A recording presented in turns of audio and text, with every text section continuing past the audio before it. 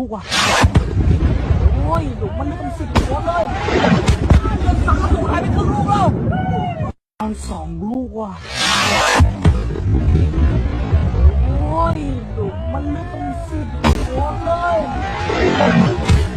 The U.S. Embassy in Thailand is issuing a warning to U.S. citizens there not to travel within 30 miles of the Thai-Cambodia border. Residents on both sides of the border evacuated in droves overnight when new violence broke out, killing at least 5. Thailand's launching airstrikes after officials say gunfire from the Cambodian side killed 1 Thai soldier.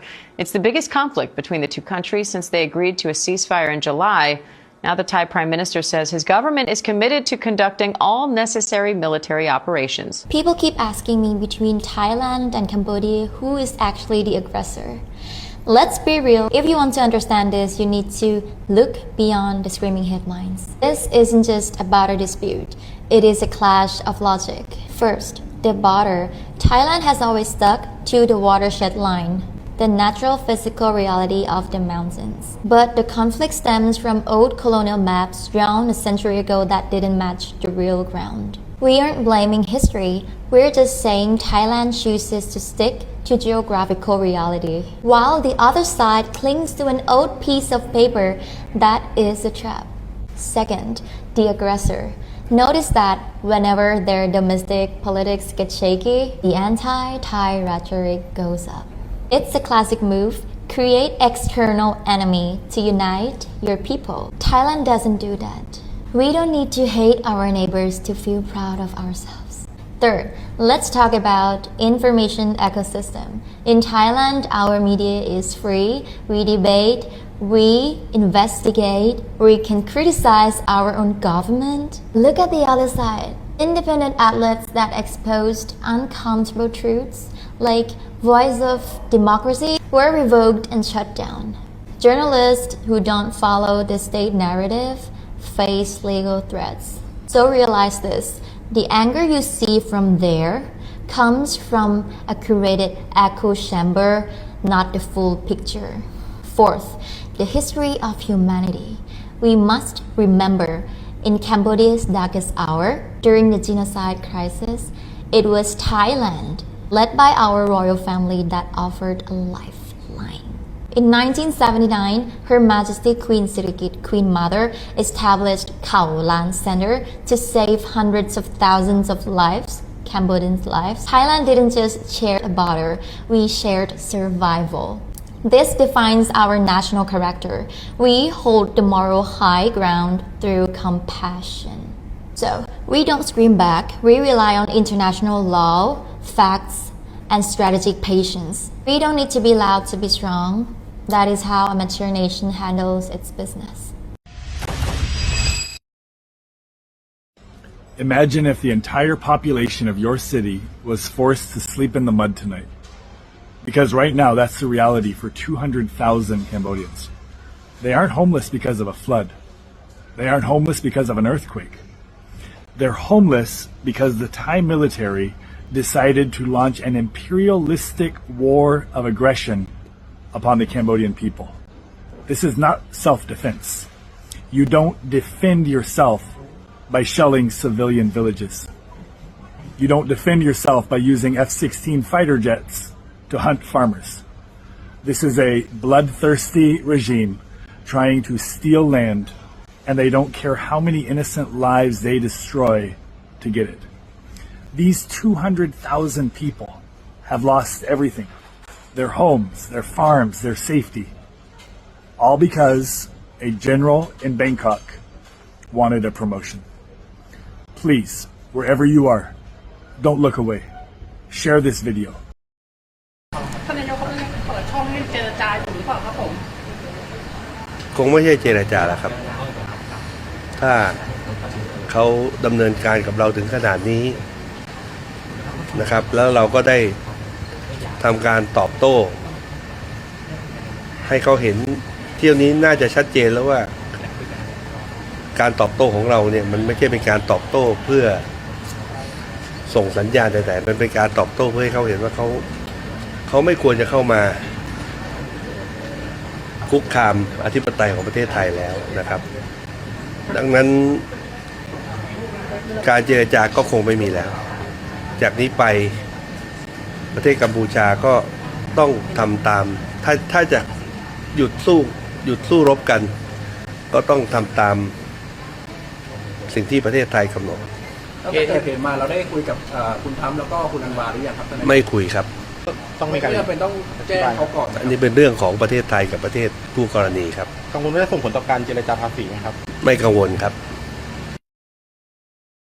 I live in the Thai countryside, about 50 kilometers to the Cambodian border in that direction, and right now there are thousands of people being evacuated from the neighbouring districts. So yesterday there was reports of Cambodia firing rockets into Thailand, and Thailand sending fighter jets to launch airstrikes in Cambodia. Now I'm not here to point fingers and say Cambodia did this, Thailand did that, because there are thousands of people on both sides of the border that have been affected, and I saw it firsthand this morning when we went to the local town.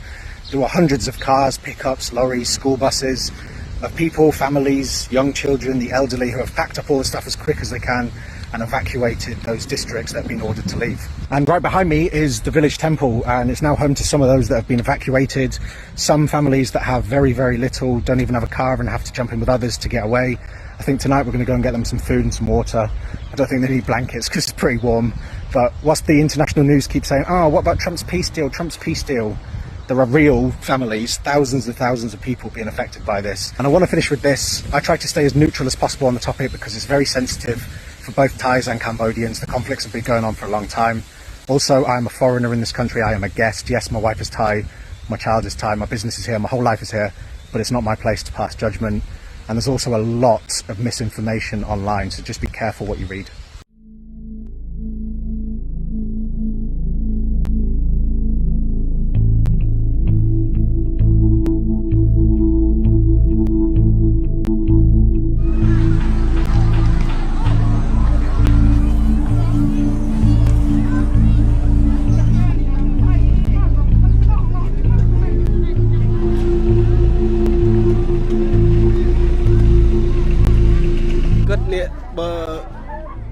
Chị rồi bao với thali mũi nhôm sực kim người thà cao sập pram từ cho xung ở Amerik thì này từ đây Amerik chả ôi chui Khmer chả ôi chui Khmer như ngoài ban sọ san từng ọc nia Khmer ôi miền Việt tây nia mưa một đêm nắng đây chê asrau no pin Việt Srem tuần ban no làm cái gì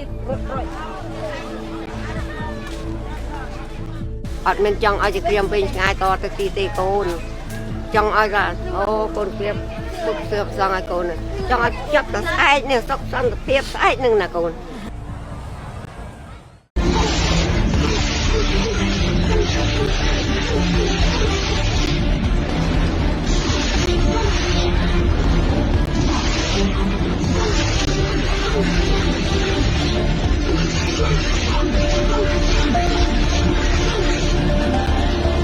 Today is 8th December 2025, 4 p.m.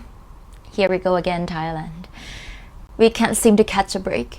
Down south, we are barely standing, just starting to recover from the enormous 300-year flood that shattered us physically and mentally over the past weeks. And while the south is still drying its tears, this morning, the eastern border is on fire. Just imagine people in the border provinces like Sisakhet, Surin, Ubon, waking up, preparing to go to work and school, ordinary lives. But suddenly, everything is cancelled. Why? Because our neighbor Cambodia decided to launch an attack. Why? Are you too cowardly to face us man to man? Why did you choose to fire BM-21 rockets straight into Thai residential areas? Why? Us, Thai people, Thai soldiers, we sing this every morning. ไทยนี้รักสงบแต่ถึงรบไม่คลาด It means we cherish peace, but we never afraid to fight. It runs in our blood. We never invade anyone. But as a Thai citizen and police officer, I cannot stand this cowardly act of targeting civilians' homes. It's unmanly. It's dishonorable. And frankly, I'm holding back words that shouldn't slip off my mouth. However, we must remain sharp and civilized, Thai people. We are angry, yes, but we must not let this rage turn into chaos on our own streets. We are better than that.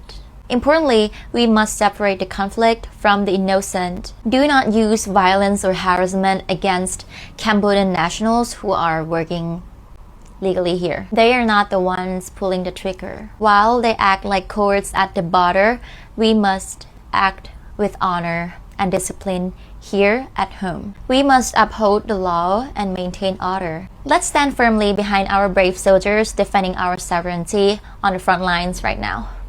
We protect our home. We protect our people. Stay strong, Thailand. Thank you. Thailand's story of never being colonized is one of the most powerful in Asia. Reason 3, playing the middle path. Thailand's secret weapon was diplomacy. Britain controlled Burma, France controlled Indochina. Thailand was caught in the middle. But instead of being crushed, Thailand played balance. They gave up small border territories but kept the heart of the nation safe. They smiled, they negotiated, and they survived. That's why Thailand is still free today, because sometimes the middle path is the strongest path.